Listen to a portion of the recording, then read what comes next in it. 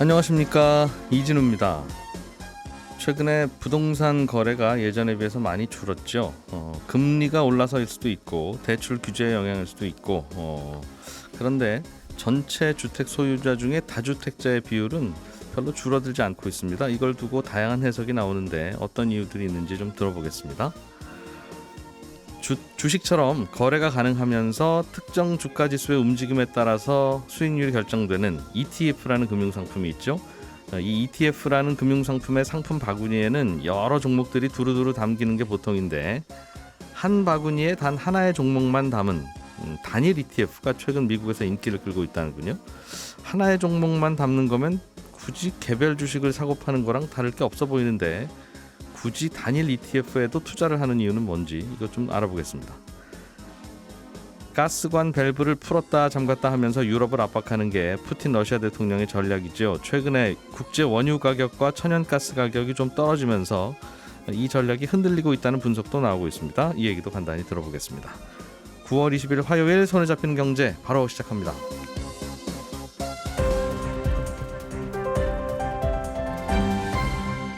이진우의 손에 잡히는 경제. 예, 오늘도 김현우 소장, 박세훈 작가, 한국경제신문 나수지 기자 세 분과 함께합니다. 어서 오세요. 네, 안녕하세요. 자, 김현우 소장님, 네. 이 준비해 오신 소식, 최근에 주택 거래가 굉장히 줄어들고 있다는 건 늘 듣고 있는 뉴스고 사실은 집값이 오르거나 내리거나 보다 네. 이게 더 문제다. 그러니까 사고 싶은 사람 못 사고 팔고 싶은 사람 못 팔고 있다는 뜻이니까. 그렇죠.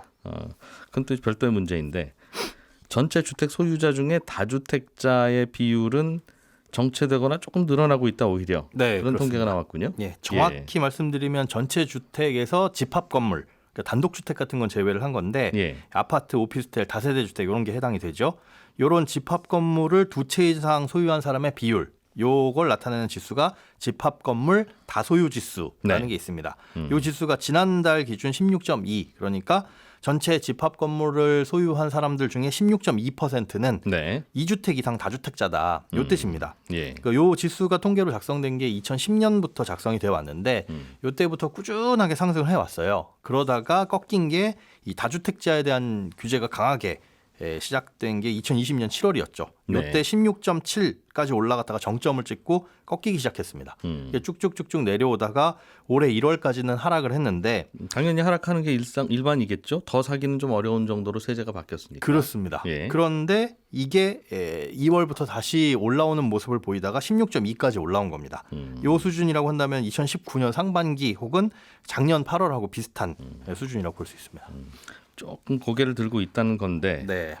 다양한 추측이 가능하겠어요. 특히 거래가 별로 안 되는 상황에서 네. 어떻게 집을 사셨지? 그렇죠. 여러 가지 추측이 나옵니다. 그러니까 예. 다주택자들이 줄어들지 않는 것까지는 일부 이해가 돼요. 팔려고 내놨는데 안 팔리니까 줄어들지 않을 수도 있는데 이게 네. 오르고 있다라는 거에 대해서는 해석의 여지가 좀 남아 있습니다. 일단 줄어들지 않거나 뭐 정체하는 이유에 대해서는 첫 번째가 규제 완화와 보유 부담 완화에 대한 기대감. 이게 올해 상반기에는 대선 앞두고 사람들이 이제 부동산 규제가 많이 풀릴 것이다. 이런 기대들 많이 있었잖아요. 그러다 보니까 다주택자들이 주택을 처분하는 결정을 미뤄뒀기 때문에 비율이 좀 낮아지지 않았다라고 해석이 되는 거죠. 실제로 이 다주택자 양도세 중과가 이제 1년간 유예되면서 매물이 이제 급격하게 줄어들기도 했었고요. 예. 그다음에 또 하나는 거래 감소하고 집값 하락의 영향입니다. 이게 다주택자들이 내놓은 매물이 시장에서 소화가 안 되다 보니까 쉽게 말해서 안 팔리다 보니까 자연스럽게 다주택자가 주택을 처분하지 못하고 그러다 보니까 계속 다주택자로 남아있더라라고 하는 해석이고요. 마지막으로는 또 증여. 그러니까 집을 파는 거 외에도 뭐 자녀나 손자녀에게 집을 물려줄 수도 있는데 예. 요게 이제 보통 양상을 나타내는 게 6월 1일 재산세 부과일 그 기준으로 그 전에 좀 증여가 많이 일어나고 그 다음부터는 좀 줄어드는 추세를 보이고 있는데 예. 6월부터 이게 4월, 5월에는 다주택 이 다소유 지수가 16.15였어요. 그때 이제 보합이었는데 네. 그게 그 이유가 이제 6월 1일 전에 다주택자들이 증여를 많이 해서 그렇다. 그리고 6월에 들어서부터는 이런 하락 압력이 좀 줄어들다 보니까 증여가 감소하면서 다주택자들이 줄지 않은 게 이 지수가 떨어지지 않은 이유로 보인다. 이런 추측이 있어요. 그런데 지수가 오르고 있다는 건 소폭이나마 오르고 있다는 건 다주택자들의 비율이 늘어나고 있다는 뜻이잖아요. 전체 주택 소유자 중에 그렇죠. 다주택자가 몇 명이 늘더라도 지금 늘고 있다는 건데. 맞습니다. 그런데 앞서 말씀드린 이유들 때문에 다주택자가 집을 혹은 1주택자가 집을 더 소유할 이유는 없거든요. 근데 늘어날 지금 것까지는. 추가로 사는 게 무슨 물론 미래는 모르는 일이긴 합니다만. 그렇죠. 예. 아무런 사실은 규제 환경이라든가 세금 같은 경우에도 바뀐 게 실제로는 거의 없는데 여기서 늘어나는 이유는 뭐냐에 대해서는 해석은 좀 분분합니다. 네. 일단 가격이 하락했으면 추가 매입을 할 수 있으나 뭐 부담은 되는 상황이라서요. 취득세가 다주택자는 네. 뭐 처음에 살 때 10% 정도 더 내고 사야 되기 때문에 네, 맞습니다. 뭐 더 살 이유는 굳이 사실은 없는 거죠. 보유세도 이게 어떻게 될지 그렇게까지. 모르고. 맞습니다. 그래서 그래서 지금 추측하는 거는 말씀하신 대로 취득세 부담이 굉장히 크잖아요. 음, 근데 그 취득세 부담에서 좀 벗어날 수 있는 게 1억 원 이하 주택. 그걸 좀 매수한 게 아니냐. 예, 1억 원 이하 주택도 아파트가 1억 원 이하 같은 경우는 집합 건물이기도 하고 그런데 취득세 중과에 대한 부분도 없고 1%만 내면 되니까. 예. 그래서 이런 것들을 매수하게 되면 이제 1주택자도 다주택자가 될 수도 있는 거고 그 비율이 떨어지지 않을 수도 있는 거고요. 예. 그다음 뭐 기존의 다주택 포지션은 그대로 나는 유지할 거야라고 생각하는 사람들 중에서는 예. 지금처럼 가격이 조금 떨어지는 급매물 같은 게 나왔을 때 오히려 추가 매수의 기회라고 생각할 수도 있는 거고요. 또 하나는 이번에 이제 종부세 산정 시에 공시가 3억 원 이하 지방주택은 주택수 산정에서 제외한다 이런 법안이 결정이 됐잖아요. 그러다 네. 보니까 세부담이 아무래도 완화된 거 요것도 시장에는 영향을 미칠 수 있지 않을까. 그래서 더 샀다. 예, 그런 것들도 보입니다. 아마도 실제로 통계 뜯어보면 아마 두 가지 요인 때문에 더 늘었을 거예요. 하나는 네.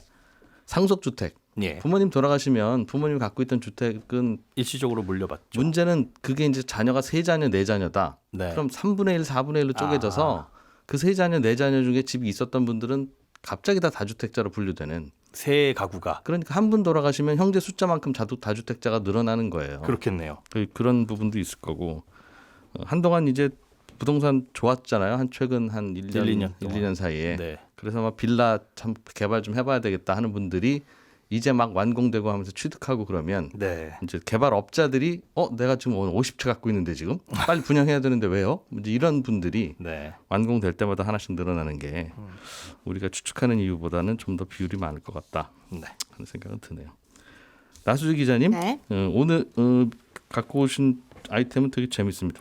단일 종목 ETF가 뭐예요? 이게 ETF 하나의 종목 하나를 담습니까? 네, 이 보통 ETF는 뭐 주식이나 채권을 담을 때 여러 개를 담잖아요. 근데 요새 미국에서는 그냥 주식 하나만 담은 ETF가 많이 나오고 있는 겁니다. 뭐 예를 들어서 테슬라 ETF다. 그러면 테슬라 하나만 담아서 네. 테슬라가 오르는 만큼 ETF도 오르고 떨어지는 만큼 떨어지게 되는데 이게 7월에 처음 상장해서 이후에 숫자가 굉장히 빠르게 늘어나고 있는 추세입니다. 예. 다음 질문은 네. 뻔하게 이해하실 텐데 알겠는데 네. 한 종목만 담고 있는 ETF라면 그냥 그 종목을 사지 네. 왜 그 종목을 담은 ETF를 사냐? 왜 포장 한 번 더한 걸 사냐? 그 질문인데 네. 그렇게 사면 유리한 게 있으니까 사겠죠? 네, 생각보다 많은 차이들이 생기는데 이 첫 번째는 그냥 똑같이 주식이랑 똑같이 움직이게 할 수도 있지만 예. ETF라는 껍데기를 하나 씌우니까 수익률이 조금 다르게 나오게 할 수가 있습니다.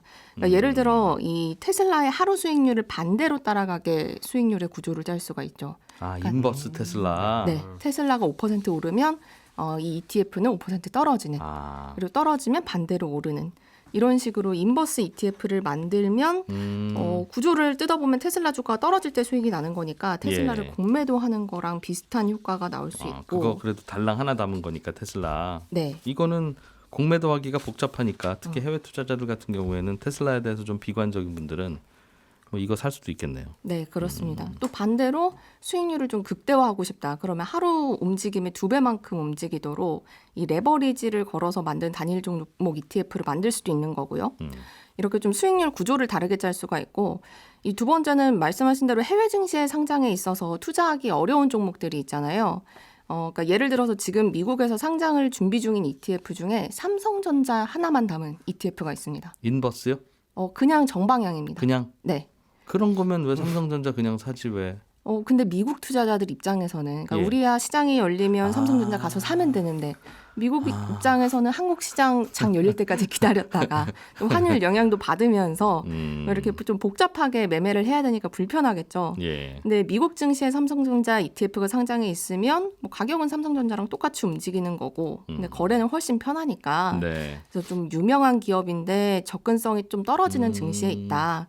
뭐 예를 들어서 사우디 증시에 상장해 있는 아람코 같은 기업들 네. 이런 기업들은 ETF를 단일 종목으로 담아서 상장을 시키면 좀 쉽게 거래할 수 있는. 말 되겠네요. 네. 우리나라도 유럽에서 상장돼 있는 그 뭐 저 명품 만드는 회사들 주식 같은 경우엔 그 회사 요즘 돈 잘 번다는 얘기는 듣는데 근데 그 회사 주식은 어떻게 사는 거야? 하면 답답하잖아요. 네. 해외 주식 하는 증권사라도 그 주식은 또 그 나라 주식은 상대 안 할 수도 있고 그러니까 그럴 때 용이하겠네요. 네. 세금 차이는 없습니까? 그런 부분도 있습니다. 그러니까 예를 들어서 우리나라에 애플 종목 하나를 담은 ETF가 상장했다고 생각을 해볼게요. 네. 네, 그럼 여기 들어있는 건 미국 주식인데 이 실제 미국 주식을 직구할 때, 그러니까 미국 시장에 가서 애플 주식을 살 때랑은 세금을 다르게 냅니다. 이건 ETF니까요. 그러니까 국내에서 이 미국 ETF를 사면 네. 15.4% 배당소득세를 내고 미국에서 직접 가서 주식을 사면 예. 수익에 대해서는 250만 원까지는 과세 안 하고 그 넘은 거에 대해서 22% 양도소득세를 내거든요. 그러니까 내가 돈을 얼마나 벌 것 같은지 지에 혹은 따라서 내 투자 규모에 따라서 좀 어느 쪽으로 세금을 하는 것이 유리한지 이거에 따라서 좀 세금을 줄일 수도 있는 방법이 됩니다. 그러니까 이거는 세법 연구하는 분이나 아니면 정부가 다시 한번 고민해봐야 돼요. 미국의 애플 주식을 사면 22% 양도소득세 내고 네, 애플 주식 하나를 담은 국내 ETF를 사면 그거는 15.4%를 내되 먹은 건 종합소득세에 같이 과세하는. 네 맞습니다. 그러니까 똑같은 거 샀는데 이게 세율이 다르면 어느 쪽에는 정리를 해줘야지 이걸 가지고 세테크를 하라고 하면 되겠습니까? 네 맞습니다. 그러니까 말씀하신 것 때문에 이게 오히려 금융소득이 많은 분들은 이 종합과세에 포함이 돼가지고 미국에서 ETF 하는 게 훨씬 더 유리한 부분이 있거든요. 예. 그러다 보니까 국내 ETF 운용사들은 너무 세제상 불리합니다. 뭐 이런 얘기도 하고요. 또 달라지는 게 하나 더 있는데 예를 들어 우리나라에 이 단일 종목 ETF가 상장했다라고 하면 이게 주식이 아니라 펀드니까 연금 계좌에서 투자를 할 수가 있습니다. 예. 그러니까 지금 연금 계좌에서는 개별 종목 투자는 안 되고 주식에 투자하려면 펀드나 ETF로 투자할 수밖에 없는데 물론 지금 상황이라면 단일 종목 ETF가 미국에만 상장해 있으니까 이 연금 계좌에서는 미국에 상장한 ETF는 못 담고 국내에 상장한 ETF만 담을 수 있거든요. 예. 그래서 국내에 만약에 단일 종목 ETF가 상장하면 연금 계좌에서도 좀 단일 종목을 투자할 수 있는 길이 열리는 그런 효과가 있다. 이렇게 보시면 그렇겠네요. 됩니다. 국내에는 이런 단일 종목 ETF가 아직은 없습니까? 네, 아직 없습니다. 왜냐하면 미국과 한국 규정이 좀 달라서 그런데요. 그러니까 미국은 ETF 만들 때 최소 주식 몇 개 담아라 뭐 이런 게 없는데 이 우리나라에서 ETF 만들려면 최소 주식은 10개는 담아라. 그리고 예. 국채처럼 좀 안전한 채권 같은 거면 3개는 담아라. 그리고 주식이랑 채권을 섞어서 담으려면 원래는 주식 10개, 채권 10개 이렇게 각각을 담았어야 됩니다. 예. 그래서 단일 종목 ETF가 못 나왔는데 근데 지난달 말에 규정이 바뀐 게 이 주식이랑 채권을 섞을 때 각각 10개가 아니라 합쳐서 10개. 그러니까 주식 1개, 채권 9개도 가능해진 거죠. 그래서 다음 달이면 아마 처음으로 국내에서도 단일 종목 ETF가 뭐 삼성전자 ETF, 뭐 테슬라 ETF 이런 상품들이 나올 걸로 보이는데 근데 다만 미국처럼 정말 한 종목만 담아서 움직이는 게 아니라 이 규정상 네. 한 종목당 비중이 아무리 많아봤자 30%를 넘을 수는 없습니다. 그러니까 예를 들어 뭐 삼성전자 30%, 채권 예. 70% 이런 비중이 그런 될 식으로. 걸로 예상이 됩니다. 결국은 삼성전자 하나 담는 건데 규정 맞추기 위해서 채권을 또 같이 섞어야 되는. 네. 그렇군요. 걱정되는 점은 별로 없겠죠? 있습니까? 미국에서 이게 네. 처음 나온 상품이다 보니까 약간 상장을 시켜줘 놓고 이게 맞는 건가 뭐 이런 고민들을 하고 있다고 하는데 미국에서도. 예, 예. 한국은 그나마 채권이 섞여서 등장을 하니까 뭐 주식의 변동성도 좀 떨어지고 하니까 그런 논란까지는 없는데 이게 삼성전자 ETF가 미국에 상장하면 네. 삼성전자가 사실상 미국 증시에 상장한 거랑 다른 게 없는 거 아닌가라는 생각을 하는 거죠. 그러면 투자자들 입장에서 효과는 삼성전자에 투자하는 건데 이 삼성전자는 미국 증시에서 뭐 공시도 안 하고 정보 제공도 안 하고 그러니까 투자자 보호에 좀 미흡한 것 같다. 예. 그리고 기술적으로 보면 세계에 있는 모든 주식이 미국 증시에서 ETF를 통해서 거래될 수 있는 단일 종목으로 뭐 이런 부분이 있다 보니까 이게 맞나 하는 싶은 것들이 있는 거고 또 해외 증시에서 상장한 주식을 쉽게 거래할 수 있다. 뭐 이런 장점이 있긴 하지만 요렇게 할 수 있도록 만든 기존 방법들이 있습니다. 예를 들어 뭐 DR이라고 해서 이 한국에 상장한 기업이 미국에서도 주식 거래되도록 하고 싶으면 미국의 어떤 제도와 절차를 거쳐서 규제를 받는 그런 방법들이 있는데 이 ETF를 통해서 우회하면 이런 게 없으니까 아니 일단 규제가 있고 이렇게 똑같이 할 수 있는 제도가 있음에도 불구하고 ETF라는 틀을 씌워서 우회하는 거는 약간 문제가 있는 거 아닌가라는 예. 생각들이 미국 내에서도 있다고 하고 그래서 앞으로 단일 종목 ETF에 대해서는 좀 규제가 생길지도 모른다 이런 얘기들도 나옵니다. 그렇군요. 자, 박세훈 작가님, 네. 유럽의 천연가스 가격이 드디어 떨어지고 있습니까? 네, 지난 금요일 기준으로 단위 가격이 메가와트 시당 25만 원 정도의 거래가 됐거든요. 이게 물론 1년 전하고 비교하면 여전히 한 3배 정도 높은 가격이긴 한데 예. 지난 8월 말에 찍었던 최고치에 비하면 거의 절반 가까이 가격이 떨어진 겁니다. 물론 가격이라는 게 오르기도 하고 떨어지기도 하는 겁니다만 관련해서 어제 외신에서는 이런 뉘앙스로 보도를 했어요. 푸틴 대통령이 유럽에 휘두르던 에너지 카드의 힘이 빠지고 있다. 음흠. 근데 주로 이제 미국에서 나온 보도 내용이니까 감안을 좀 하고 봐야겠습니다만 외신에서 중요하게 보는 지점은 뭐냐면 유럽 국가들이 겨울철에 필요한 가스량 목표치가 10월까지는 가스 저장고의 한 80% 정도를 채우는 거였는데 예. 이미 한 85%를 채웠다는 거예요. 그 생각보다 얘기는 빨리 채웠다는 거죠. 빨리 채웠다는 겁니다. 그러니까 앞으로 천연가스 가격은 더 떨어질 수도 있다라는 얘기고요. 음. 그리고 유럽연합이 앞으로 이제 발전사랑 에너지 기업들이 거둔 초과이익 일부를 횡재세 네. 라는 걸 걷어서 소비자들 부담을 줄여주려는 법안을 추진 중이라는 점도 물론 이게 실제로 어떻게 될지는 모르겠습니다만 유럽이 그래도 겨울을 버텨낼 거라는 근거로 들고는 있거든요. 이 얘기는 뭐냐면 그러면 쉽진 않겠지만 유럽은 어떻게든 이번 겨울을 날 수 있을 거고 네. 결국 이번 겨울이 지나게 되면 유럽 에너지에 대한 러시아의 영향이 줄면서 푸틴 대통령의 에너지 전략이 실패할 거다라는 게 어제 나왔던 주요 외신 분석입니다. 겨울이 항상 고비니까. 네. 그러나 횡재세를 걷어서 소비자들 부담을 줄여주면 소비자들은 가스 더 쓸 거 아니겠습니까? 그렇죠. 조금 저렴해졌네. 고맙게도. 네. 얘야 보일러 좀 올려봐라. 이렇게 되면. 근데 아마 그 가스 가격이 떨어진 이유 중에 하나도 지금 유럽에서 여러 가지로 이제 LNG도 들여오고 있고 다양하게 공급처를 좀 늘리고 있는 바람에 네. 공급이 늘어서 아마 떨어지고 있는 부분도 있을 거라서 전반적으로 올해 뭐 작년에 러시아와 우크라이나 전쟁이나 혹은 그 공급망 차질에 의해서 생겼던 공급 대란에 따른 인플레이션 내지는 가격 상승은 네, 전체적으로 이것저것 다 가라앉는 것 같긴 해요. 유가도 좀 떨어지고. 그렇습니다. 유가도 지금 130달러에서 오늘 보니까 이제 92달러 선까지 조금 떨어졌더라고요. 예. 그런데 이제 문제는 임금 오르고 네. 월세 오르고 하는 거는 아직도 이제 뒤늦게 오르기 시작하니까 네, 그게 좀 걱정이라는 거죠. 그렇습니다. 유럽연합이 회원국인 헝가리에 자금 지원 안 하겠다고 발표했던데 그렇습니다. 헝가리하고는 왜 또 사이가 안 좋아졌습니까? 이 얘기도 조금 전에 말씀드린 러시아 사태와도 연관이 있는데 네. 유럽연합이 올해 헝가리에 주기로 한 자금 지원 규모가 10조 원 정도 되거든요. 그 정도면 헝가리 GDP 한 5% 정도 되는 금액입니다. 예. 유럽연합은 그럼 이 돈을 왜 헝가리에 주는 거냐? 유럽연합에는 우리말로 하면 결속기금이라는 게 있거든요. 이건 뭐냐면 유럽연합 안에 있는 국가들끼리 경제적으로 너무 차이가 나면 안 되니까 그럼 이제 못 사는 국가들이 아유 우리 유럽연합 안 해. 하면 뛰쳐나갈 수가 있거든요. 근데 유럽연합이라는 게 단일 시장을 만들고 그 안에서 소속 국가들끼리끼리 거래도 하고 자유롭게 왕복도 하고 마치 하나의 나라인 듯 나라 아닌 듯 나라인 것처럼 살자라는 거잖아요. 네. 근데 못 사는 나라들이 뛰쳐나가면 안 되니까 그렇죠. 그래서 만든 기금입니다. 어떤 나라의 GDP가 유럽연합 전체 평균에 미달을 하면 그 국가에 배정되는 자금이거든요. 그래서 2027년까지 헝가리에 배정된 이 기금이 대략 30조 원이었고요. 예. 올해 지급될 예정이었던 게 10조 원입니다. 근데 이걸 유럽연합에서 안 주겠다고 하니까 어제 헝가리 입장에서 화들짝 놀란 건데 명분은 이런 겁니다. 헝가리 정부가 법치를 훼손하고 있기 때문에 우리는 이 기금을 줄 수가 없다라는 건데 속내는 조금 다른 게 있어 보이죠. 헝가리가 뭘 잘못했다고 유럽연합들은 뭐라고 하는 거예요? 이 법치훼손 부분은 사실 좀 오래전부터 지적이 됐던 거였거든요. 왜냐하면 현 헝가리 총재인 빅토르 오르반 총리 별명이 유럽 트럼프인데 예. 헝가리 역대 총리 중에 최장 임기를 지내고 있어요. 근데 당선되고 나서 했던 일 중에 대표적인 게 언론 탄압이거든요. 80년대 80년 역사 일간지를 폐간한 게 상징적인 일이었고 예. 코로나19 방지법을 내걸면서 의회 강제 해산을 시도하기도 했습니다.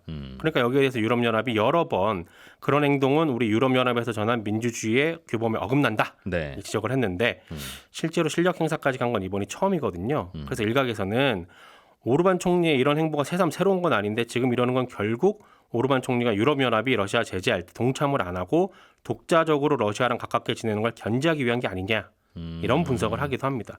이번에 러시아랑 싸울 때 헝가리는 우리는 빠질래 몇 번 그랬죠. 그렇습니다. 계속 그러고 있고 러시아랑 친하게 지내니까. 왜냐하면 네. 이런 분석을 하는 이유가 뭐냐면 10조 원을 안 준다는 결정을 어제 하긴 했지만 진짜로 안 줄지 여기에 대한 최종 결정은 3개월 후에 내려지거든요. 예. 그러면 그 기간 동안 심사숙고해서 우리 지원금 10조 원 받고 러시아랑 멀어질래? 아니면 지금처럼 러시아랑 가깝게 지내면서 우리 지원금 10조 원 안 받을래? 요걸 헝가리 보고 선택을 하라라는 걸로 읽힙니다. 유럽은 참 들여다볼수록 고칠거리들이 많군요. 그래도 참 여러 나라가 한 나라처럼 살려고 노력하는 게 어찌 보면 뭐 밖에서 보기에는 기특하기도 하고 네. 걱정되기도 하고. 이 소식도 끝으로 간단히 하나 좀 보겠습니다. 인도가 쌀 수출을 좀 덜 해야 되겠다. 네. 라는 발표를 했네요. 쌀이 부족한 모양이에요. 그렇습니다. 사실 근데 이제 우리나라 쌀 가격에는 큰 문제가 없는 뉴스이긴 하거든요. 예. 왜냐하면 우리는 쌀 자급률이 매우 높기도 하고 물론 외국 쌀을 의무적으로 수입해야 되는 물량이 있긴 하지만은 인도에서 수출하는 쌀은 우리랑은 좀 뭐랄까 결이 안 맞습니다.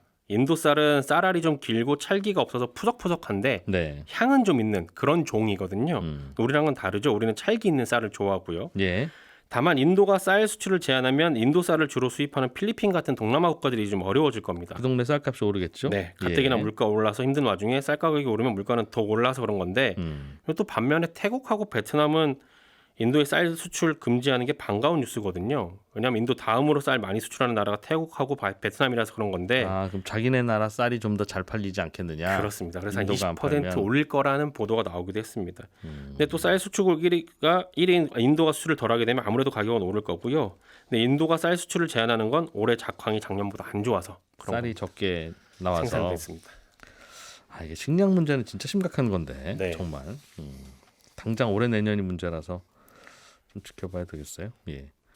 시간이 좀 남았는데 혹시 김현우 소장님 네. 뉴스 있습니다. 예. 예, 안심전환 대출 지금 인기가 저조하다. 네. 라는 뉴스를 많이 들으셨을 거예요. 이게 이제 변동금리 대출을 고정금리 대출로 전환을 시켜주는 건데 네. 이 인기가 저조하다. 과거에 비해서는 흥행에 실패했다라는 얘기가 나오는데 이유는 몇 가지가 더 있을 수 있습니다. 그러니까 과거보다는 굉장히 대상 자체가 적어지긴 했어요. 예전에는 9억 이하 주택이었는데 지금은 4억 이하 그리고 소득 수준도 7천만 원 이하로 더 예전보다 까다로워졌고 네. 그다음에 대출 한도도 과거 5억에서 2억 5천으로 근데 무엇보다도 지금 신청 기간을 오부제로 나눠서 받습니다. 이틀밖에 안 지났기 때문에 그런 영향도 있고 예. 하루에 2,500명 정도 신청을 했거든요. 시간이 지나봐야 알 것 같은데 무엇보다 중요한 건 그러면 이게 끝까지 갔을 때 흥행에 다 실패를 하면 혹시나 대상자가 늘어나지 않을까. 왜냐하면 반대로 신청자가 몰리면 대상자를 끊어가지고 네. 4억 원 이하 주택이지만 주택가격 수대로 자른다고 했거든요. 예. 그런데 예산이 만약에 남게 되면 그러면 대상자를 늘리실 것이냐 해서 기대를 하시는 분들도 계실 것 같은데 금융위 입장은 늘릴 계획은 없다. 무작정 늘 수는 없고 다만 이제 이게 다음에 이런 네. 정책을 하게 될 때 조금 더 반영을 해가지고 가격이라든지 이런 거 조정이 될 수 있으나 올해 안에는 이게 더 늘어날 계획은 일단 없는 것으로 확인되고 있습니다. 이번에는 미달되더라도 미달된 대로 그냥 가고 문 닫겠다 이 말이죠. 네, 그렇습니다. 네, 저는 여성시대 끝나고 11시 5분부터 이어지는 손에 잡히는 경제 플러스에서 또 한 번 인사드리러 올게요. 이진우였습니다. 고맙습니다.